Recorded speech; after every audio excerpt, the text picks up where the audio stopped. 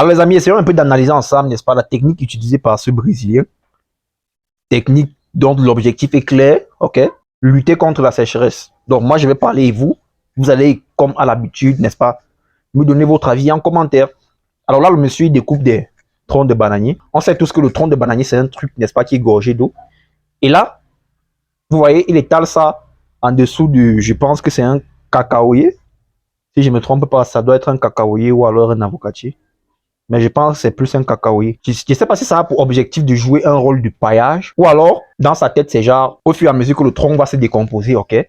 Vu qu'il est gorgé d'eau, cette eau-là va suinter, n'est-ce pas, et aller vers les racines de son cacaoyer qui pourra l'utiliser pour, n'est-ce pas, survivre contre la sécheresse. Ça peut être intéressant. Est-ce que vous expérimenteriez cette technique dans vos différentes plantations?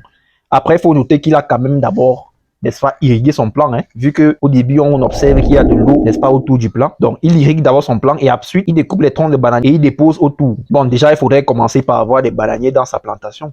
Donc, ceux qui ont des bananiers dans leur plantation, ils pourront, n'est-ce pas, essayer. Surtout que la plupart des personnes ne cultivent jamais la banane plantée en culture pure. C'est toujours soit associé à de l'avocat, soit associé à du cacao, soit associé aux agrumes, etc. Donc, si jamais vous avez, n'est-ce pas, des bananiers dans vos plantations, nous sommes en saison sèche, ok? C'est l'occasion ou jamais de tester cette technique. Peut-être ça marche, ou peut-être pas. Les amis, on like, on partage et on s'abonne afin de faire grandir notre magnifique communauté.